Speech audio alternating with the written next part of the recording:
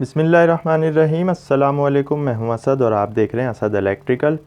Power factor के हवाले से दूसरी वीडियो आपके सामने हाजिर है। लास्ट वीडियो में हमने बात की थी कि जब हम एसी सप्लाई के साथ अपना लोड कनेक्ट करते हैं, अगर तो वो रेजिस्टिव हो, यानी कि रेजिस्टिव नेचर का लोड हो। जैसा कि हमने बताया था कि रेजिस्टिव में हीटर्स, लाइटिंग लोड, आयरन वगैरह इस तरह की चीज़ें जो हैं वो खालिस रेजिस्टिव लोड कहलाती हैं, जो कि रेड हॉट होती हैं और हीटअप होती हैं। इनकी एक ये पहचान है।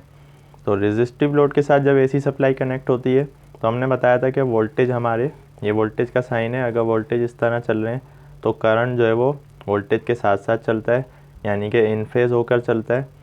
जब वोल्टेज ज़ीरो होते हैं तो करंट भी ज़ीरो होता है, जब वोल्टेज मैक्सिमम पर होते हैं तो करंट भी मैक्सिमम पर होता है, चाहे वो उसकी अपनी वैल्यू हो। लेकिन ये ज़रूरी नहीं है कि ये दोनों एक साथ ही चलेंगे एक ही लाइन में।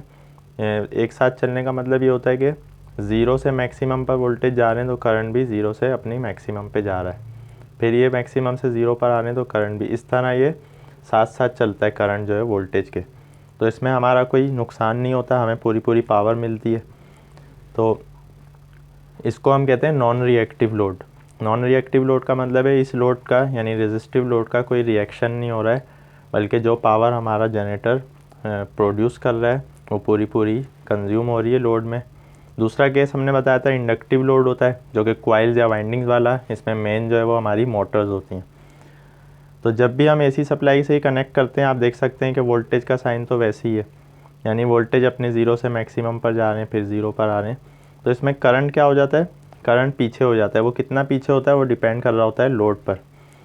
तो ये डिग्रीज़ में होता है, उस पर अभी हम आएंगे, उसको हम कैसे समझ सकते हैं ट्रायंगल से।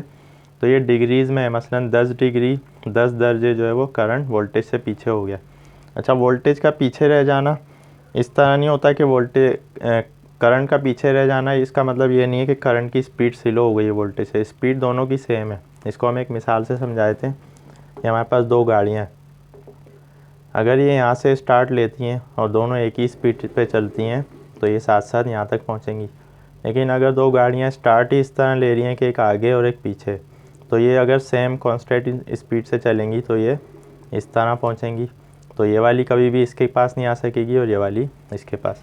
तो आगे या पीछे चलने का मतलब ये होता है कि लैगिंग करंट जो है, जिसको हम लैगिंग करंट कह रहे हैं, यानी इंडक्टिव लोड में इसको हम इंडक्टिव रिएक्टेंस भी कहते हैं, कि अगर वोल्टेज यहाँ से शुरू हो रहे हैं तो करंट इसके साथ शुरू नहीं हो रहा बल्कि यहाँ से शुरू हो रहा है। तो अब जैसे जैसे वोल्टेज चलेंगे, ये आप देख सकते हैं, ये वोल्टेज चल रहे हैं, ये करंट चल रहा है, तो ये इस तरह चलता रहेगा, ये कभी भी पास नहीं आ सकेंगे दोनों एक दूसरे के। तो इसको हम कहेंगे ये हमारा लैगिंग करंट है, जो वोल्टेज से लैग कर रहा है, यानी पीछे चल रहा है। अच्छा, इसका अपोजिट जो है वो कैपेसिटिव लोड में हो रहा है। तो एसी सर्किट में जहाँ भी कैपेसिटर्स लगे हुए होंगे वहाँ पर इसका बिहेवियर ये होगा कि वो जब वोल्टेज ज़ीरो पर होंगे तो वो आगे होगा इससे। अब जब ये चलना शुरू करेगा तो ये इस तरह चलेंगे दोनों। तो इसको हम कहते हैं लीडिंग करंट, यानी करंट जो है वो लीड कर रहा है हमारे वोल्टेज को, तो ये कैपेसिटिव रिएक्टेंस कहलाती है।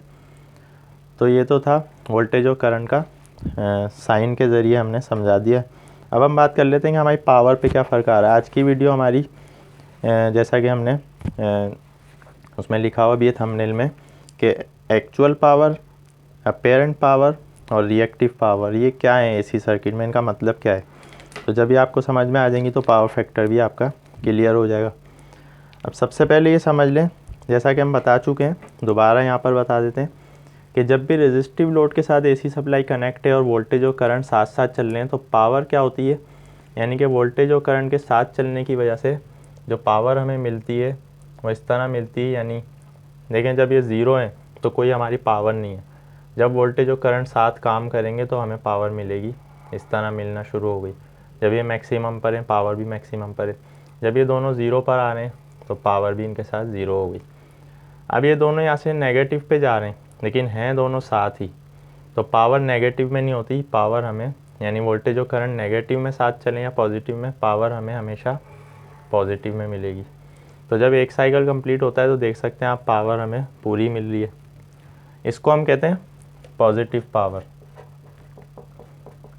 पॉजिटिव पावर का मतलब ये होता है कि जितनी पावर प्रोड्यूस हो रही है जनरेटर में वो पूरी पूरी लोड में कंज्यूम हो रही है।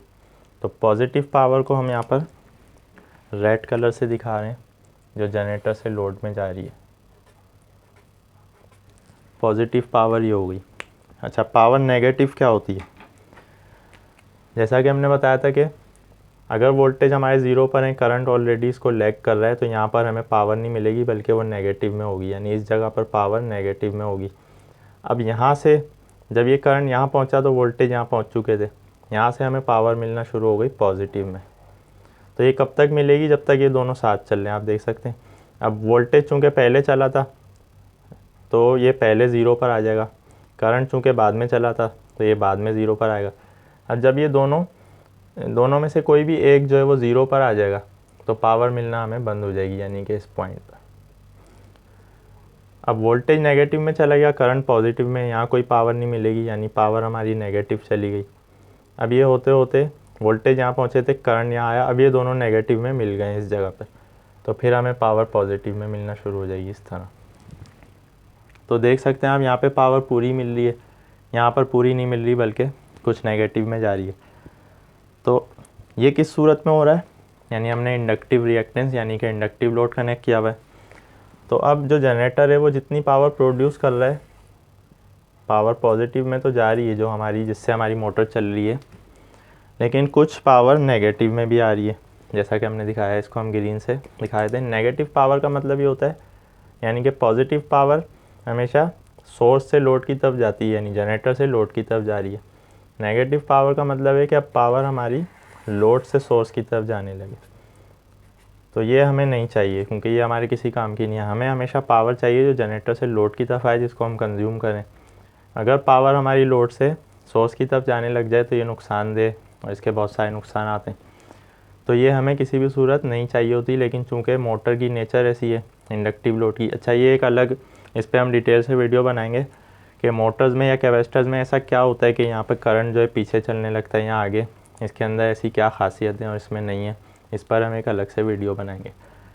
तो इंडक्टिव अगर आपके समझ में आ गया तो यही केस जो है हमारे कैपेसिटिव में हो रहा है, यानी कि एक वो पावर है जिसको हम पॉजिटिव कह रहे हैं जो सोर्स से लोड की तरफ जाती है, और फिर एक वो पावर है जो लोड कंज्यूम करता है, क्योंकि यहाँ तो पूरी कंज्यूम हो रही है, यहाँ पर नेगेटिव पावर का कोई कॉन्सेप्ट नहीं है।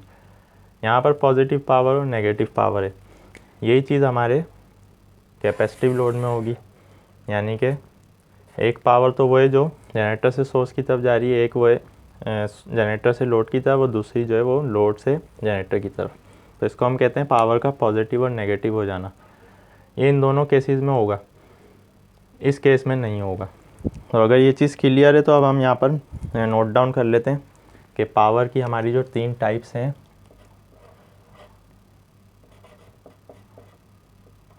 एक हम कह रहे हैं अपेरेंट पावर।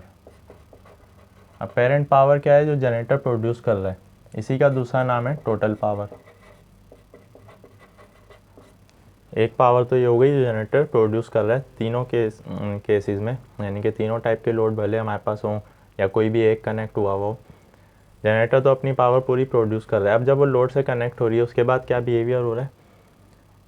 रेजिस्टिव लोड के केस में तो पूरी पावर कंज्यूम हो रही है, इंडक्टिव में कंज्यूम तो हो रही है लेकिन कुछ नेगेटिव भी हो रही है, सीधा कैपेसिटिव में भी यही हो रहा है। तो जो पावर कंज्यूम हो रही है वो है हमारी, उसको हम कह देते हैं यूज़फुल पावर। इसी का दूसरा नाम होता है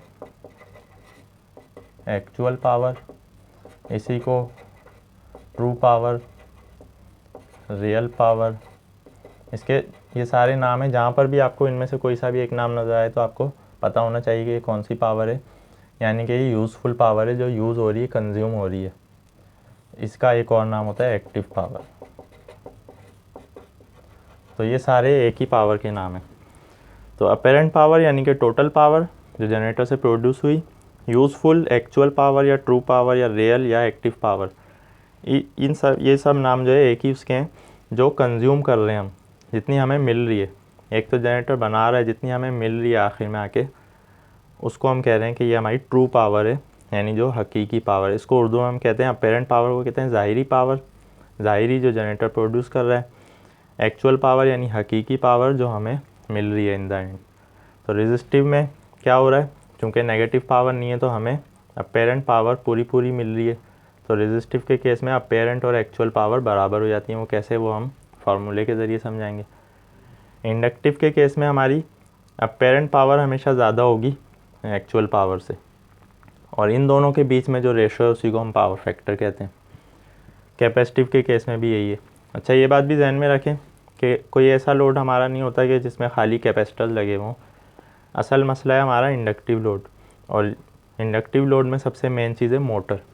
क्योंकि मोटर का इस्तेमाल बहुत ज़्यादा इंडस्ट्री में भी, अगर आप मतलब अपने घर से शुरू करें, हमारे घरों में कहाँ कहाँ मोटर्स हैं। हमारे सीलिंग फैन में मोटर है, हमारी वॉशिंग मशीन में, सिलाई मशीन में, जूसर मशीन, ग्राइंडर मशीन, पानी के पम्प, डंकी पम्प जिसको हम कहते हैं, तकरीबन हमारी हर चीज़ में, यानी घर में इतनी जगह मोटर्स का इस्तेमाल है। और ये सारी जो है वो इंडक्शन मोटर्स होती हैं।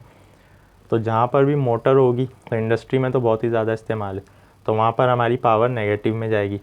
तो बस ये जो करंट लैग हो रहा होता है, वोल्टेज से पीछे हो रहा होता है, इसको हमें करेक्ट करना होता है कि ये किसी तरह थोड़ा आगे आ जाए। भले ये पूरा इस तरह ना आए, लेकिन ये ज़्यादा पीछे भी ना जाए। जितना ये पीछे जाएगा, जितना फेज डिफरेंस बढ़ता जाएगा, उतना हमारा नुकसान हो जाएगा।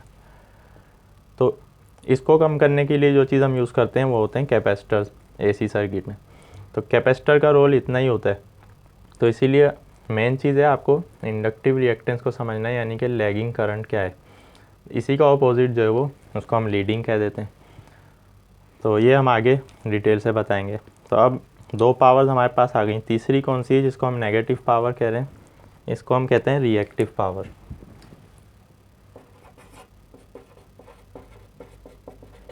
ये हमारी हो गई रिएक्टिव पावर।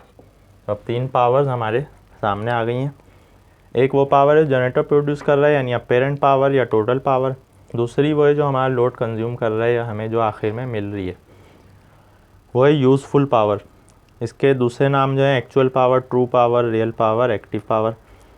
तीसरी है रिएक्टिव पावर, इसको हम कह सकते हैं यूज़लेस पावर। यानी ये यूज़लेस है, तो हमारे लिए तो ये बेकार है, हमें ये नहीं चाहिए, लेकिन चूँकि नेचर ऑफ लोड की वजह से ये आ रही है। तो यूज़लेस इसलिए कि ये जनरेटर से लोड की तरफ आती है और लोड से जनरेटर की तरफ ये ट्रैवल करती रहती है। तो अब तीन पावर्स आपको यहाँ समझ में आ गई होंगी। अपेरेंट पावर यानी कि टोटल पावर जो प्रोड्यूस हो रही है, एक्चुअल पावर जो लोड कंज्यूम कर रहा है, और रिएक्टिव या यूज़लेस पावर जो कि जनरेटर से लोड और लोड से जनरेटर में ट्रैवल कर रही है, वो हमारा ख़र्चा बढ़ा रही है जबकि हमें कोई फ़ायदा नहीं दे रही। तो ये तीन पावर्स अगर समझ में आ गई हैं, तो अब हम नेक्स्ट वीडियो में पावर का ट्रायंगल बताने जा रहे हैं, और पावर फैक्टर की मज़ीद जो है वो आपको कॉन्सेप्ट आपका क्लियर होता जाएगा। तो चूँकि वीडियो लंबी हो जाती है, तो हमने सोचा है कि एक एक टॉपिक को लेकर वीडियो बनाएंगे। तो आज की वीडियो में इतना ही काफ़ी है। नेक्स्ट वीडियो में हम इसके पावर के ट्रायंगल पे और इन तीनों पावर्स का आपस में क्या ताल्लुक़ होता है उस पर बात करेंगे। वीडियो पसंद आने की सूरत में लाइक करें, चैनल को सब्सक्राइब करें। नेक्स्ट वीडियो तक के लिए इजाज़त दीजिए। अल्लाह हाफ़िज़।